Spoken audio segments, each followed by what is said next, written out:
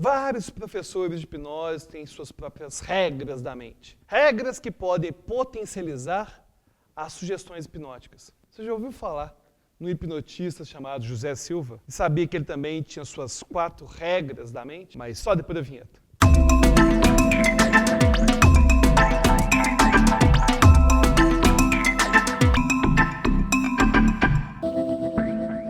Olá, eu sou Alberto Delísula, professor de psicologia, professor de hipnose, e nesse vídeo estou mais uma vez falando de José Silva, um grande autor, hipnotista, autodidata, estudioso, enfim. José Silva bombou no século XX nos treinamentos de desenvolvimento pessoal. E se você quer saber mais sobre José Silva, clica aqui no card, porque eu já fiz outro vídeo explicando os métodos básicos de meditação passiva que ele ensinava. Agora, Silva também tinha suas próprias regras da mente. Ele tinha 4 regras da mente, e essas regras para ele não se aplicavam apenas ao poder da sugestão. Silva tinha muita influência de Joseph Murphy, autor dos Poderes da Mente Subconsciente. Então o Silva, ele tinha aquela ideia de que ao entrar em hipnose, a gente conseguia disparar todo um potencial guardado da mente subconsciente. Que as pessoas poderiam disparar paranormalidade. Inclusive, a gente tem até mesmo o próprio relato do José Silva, que diz que sua filha,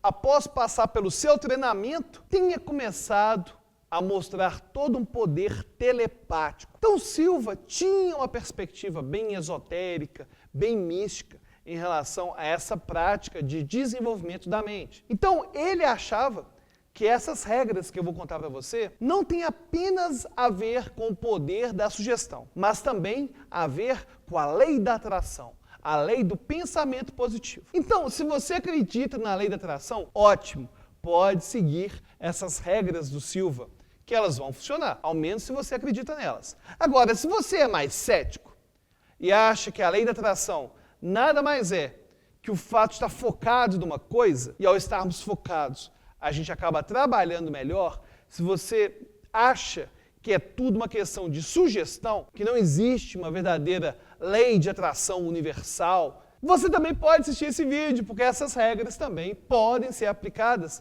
num contexto mais cético, envolvendo apenas o poder da sugestão. E a primeira regra de Silva é a seguinte: você precisa desejar que aquilo aconteça. Então, por exemplo, você vai entrar em auto-hipnose. E vai entrar em auto-hipnose com um objetivo especial de controle da ansiedade, por exemplo, ou vai programar a hora que você vai acordar no dia seguinte. É importante que você deseje muito que essa sugestão aconteça. Agora, para Silva, essa regra vai bem além desse poder na sugestão. Ele falava que você podia usar dessa lei para conseguir, por exemplo, que surgisse uma vaga no estacionamento. Ou seja, pela lei da atração, o simples fato de eu desejar e muito que algo aconteça, isso ia acabar acontecendo. Então uma vaga, magicamente, vai aparecer no estacionamento. Porque quando eu pensei, as leis do universo acabaram conspirando a favor daquilo que foi mentalizado. Inclusive, Silva falava que para essa lei funcionar, essa sugestão tinha que ter algum propósito. No seu livro, ele, por exemplo, critica a ideia de você querer encontrar alguém na rua que está, por exemplo, espirrando ou que está assoando o nariz na frente do sinal, do semáforo. Silva falava que se aquilo que você deseja é besta, é bobo, você vai acabar não conseguindo realmente engajar a sua mente.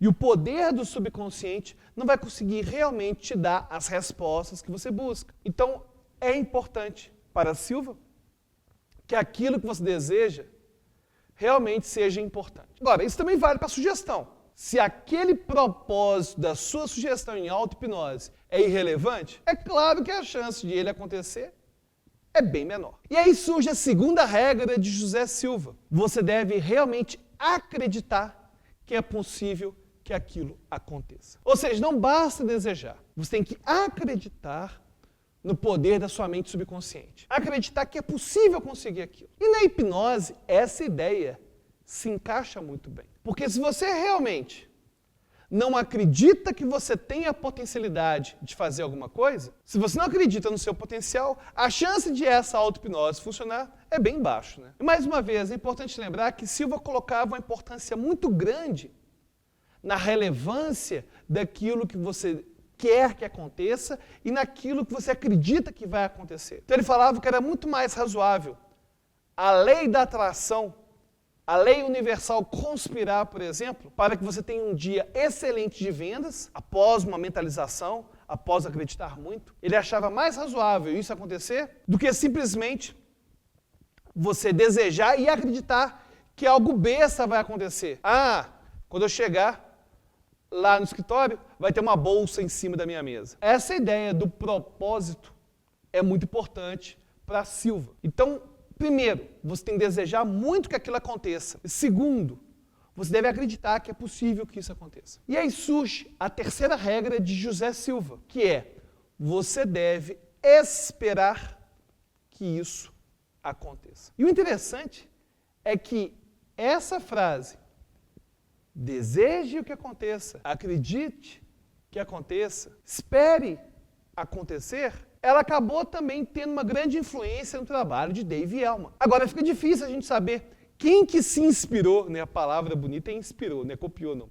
Quem se inspirou em quem? Se foi o José Silva no Elman ou o Elman no José Silva. Apesar de que é muito mais provável que Elman tenha lido José Silva do que o contrário. Porque Silva era uma celebridade, ele era muito famoso naquela época. Então talvez, sim, Dave Elman tenha pegado essa ideia do José Silva. Isso não é desonestidade intelectual não, porque na verdade Dave Elman não escreveu o livro dele. Dave Elman, na verdade, dava aula e as pessoas iam copiando aquilo que ele falava e acabaram transformando em livro. Então essas três primeiras regras do Silva acabam coincidindo com aquilo que Dave Elman falava. Então, resgatando a primeira regra, você deve desejar muito que aquilo aconteça.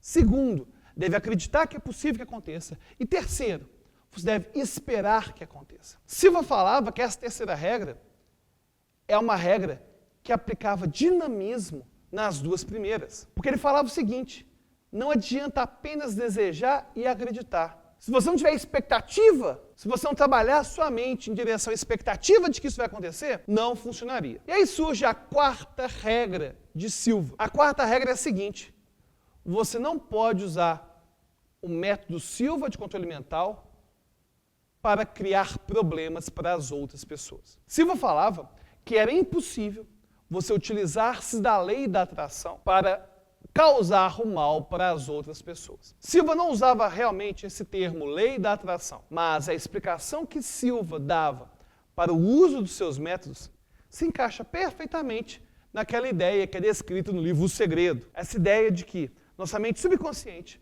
consegue ter acesso a uma sabedoria superior. Uma sabedoria que algumas pessoas poderiam chamar de Deus. Apesar de que Silva falava que não era necessariamente um Deus. Ele pensava numa regra, uma regra universal. Então Silva falava que era impossível usar o método de controle mental para realizar o mal. Porque, segundo ele, quando você começasse a realizar o mal, você ia acabar saindo do estado alfa. E aí? Você já conhecia essas 4 regras da mente de José Silva? Já conhecia o método Silva de controle mental? Já fez o treinamento do Silva? Comenta aí, conta a sua experiência, onde você fez o treinamento, quem foi o professor e até a próxima.